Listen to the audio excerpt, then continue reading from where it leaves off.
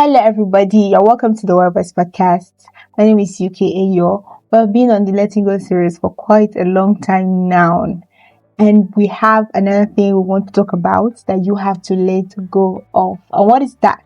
We are letting go of the need to control everything.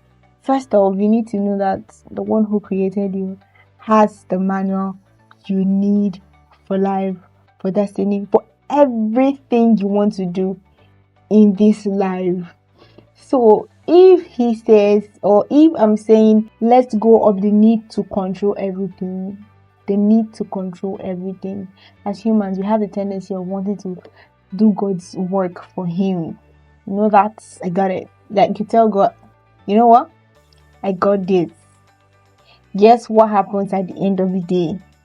We always come back running to God because, Daddy, you have to take the wheel. Take it from my hands. I don't know that song. I should have, done justice, but I want to, that's like sometimes we want to control things because we feel it's safer for us. So take for instance, personally, there were times where when I started school and I got to a level, then I had my sister join me in school, and then somehow I always seen myself try to control almost everything that she does. Oh, don't do this, oh, don't do that, because I was afraid that, okay, if she does this is going to happen. If she does that, this is going to happen.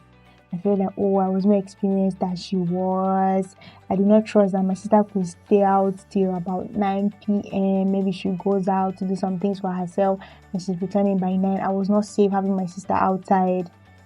What happened? I had to adjust to the fact that she is a young adult, and I had to just trust in the fact that she could do certain things for herself without having all that, Abbas, do this, Jesus girl, do that, do this, do that, you have to do this, come back to the house by this time, it is this time, and all of that.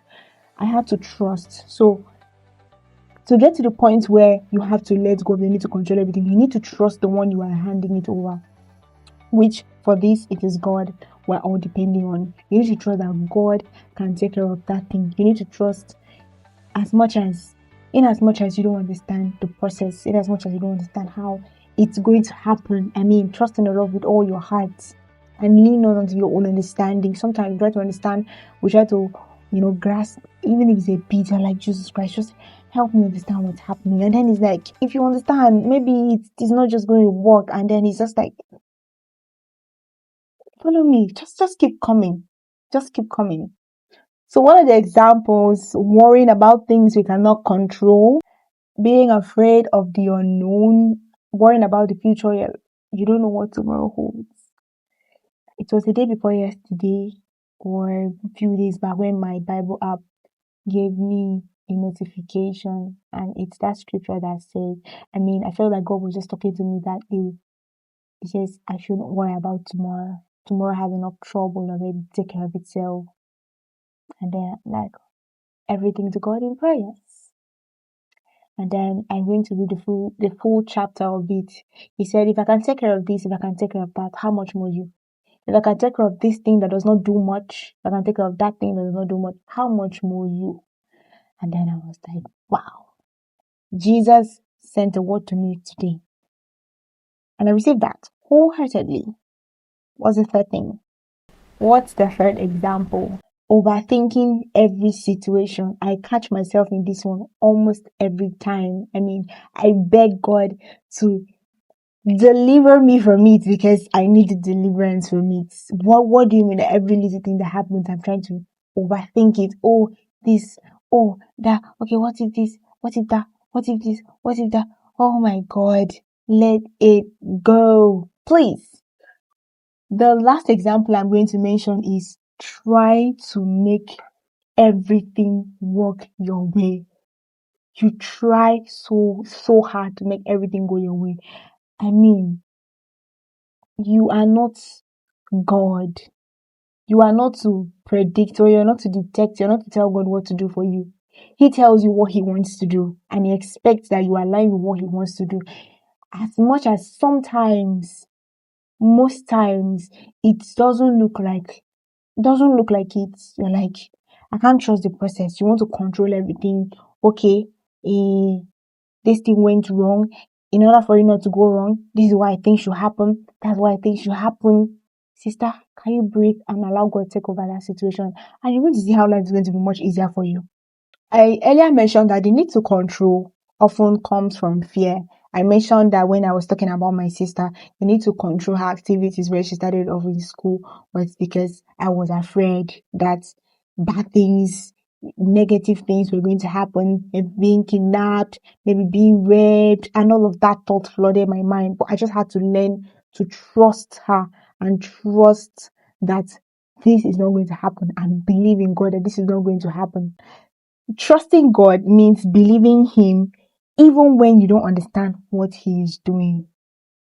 Trusting God means believing Him even when you don't understand what He is doing. I mean, oh Jesus, this can be very difficult. I find myself here.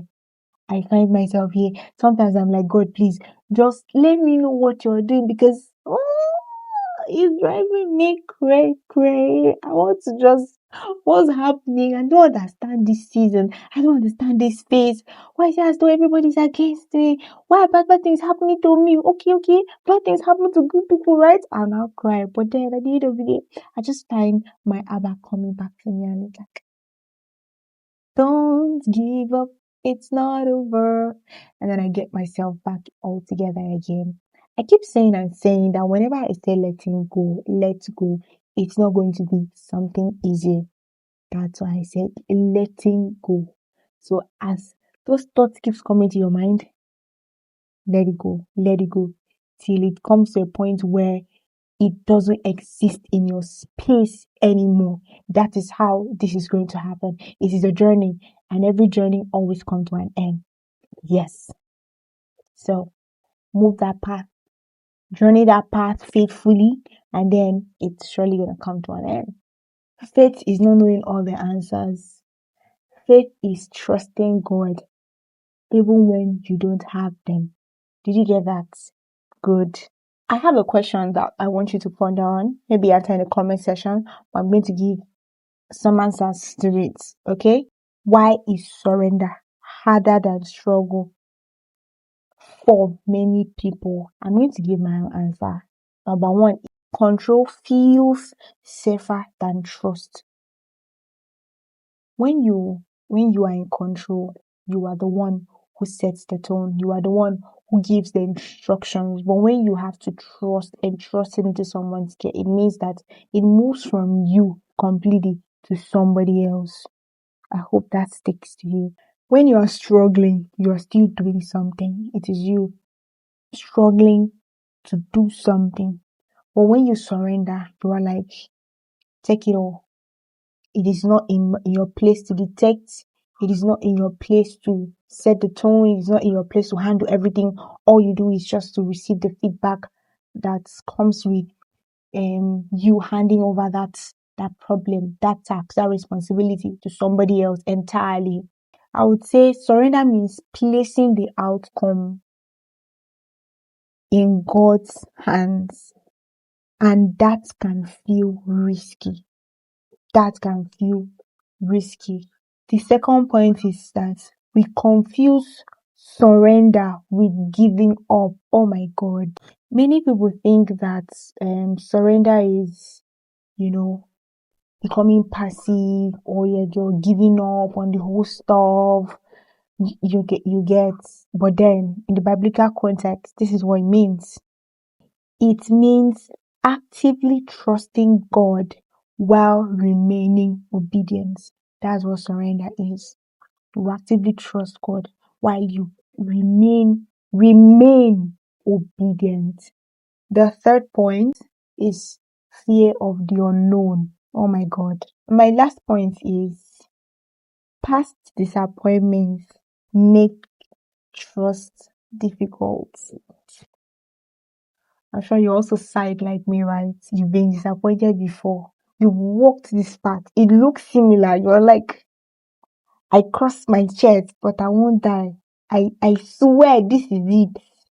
I mean, I can stake my life because that happened before. But chill, you don't know it all. You don't. It may look like it, but it's definitely not that path that you once walked. Something is different about it. So don't think that you know all about the path that looks similar or about a situation that looks similar to something that you have come across before. Not every story is the same. If someone has experienced betrayal, God not answering their prayers, you've been backstabbed, you've been hurt so deeply, there are tendencies that you don't want to trust in God again. You're like, what can this God even do? What can they even do? And wanting to open up to God again can feel really, really difficult because you feel like this person is a woman of God, this person is a man of God, this person is a believer, this person is the pastor. And if he can be this, has that relationship with God, and I am here, how much more this and that? But yeah, that's not the end of the road. I'm here to tell you to gird your loins. I'm here to tell you to be alert, be vigilant, that the devil, your enemy, goes around like a lion, looking for him to devour. And what does the devil do? He comes to steal, to kill, and to destroy. You don't want to be a part of his scheme. You don't want to be a part of his checklist. You do not want to. So what's that one thing to, slip out of him? Trust in God. Trust in Jesus. Let go of the need to control everything. You cannot be in control of everything. Let go of that mindset. You cannot be in control of everything. You cannot have two masters. So if you are like me, who believes that the Holy Ghost is in your earthen vessel, according to the Bible, then why do you want to rule and expect the Holy Spirit to still rule? It's not possible. Give Jesus the chance to do that for you. It's going to be smoother. It's going to be better. It may look risky, but then trust in Jesus. So struggle feels like everything depends on me. But then this is what surrender says. I will do what God asks, and I will trust him with what I cannot control. Did you get that? It can be difficult, but I will trust him. Go check the meaning of trust with what I cannot control. In as much as you have that urge, you have the need to control everything. Let me surprise you. You cannot control everything. No way. That is not possible. The one who controls everything is God. Last time I checked, that's not who you are. I'm going to end by saying that the greatest struggle of the Christian life is often not against the devil, but against our own desire to stay in control. I'd like you to replay that back, listen to it again. And then I believe that with everything I've said, you know that you will from this moment let go of the need to control everything, because the master of the universe stays in control. You cannot have everything under your control. It's not possible. I hope to see you on my next episode.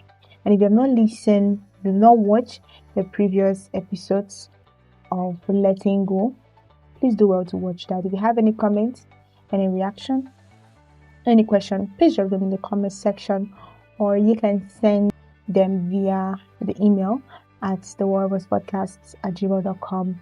My team and I will be grateful to read through and give response as God will help us. Thank you so much, and I'll see you on the next episode. Bye for now.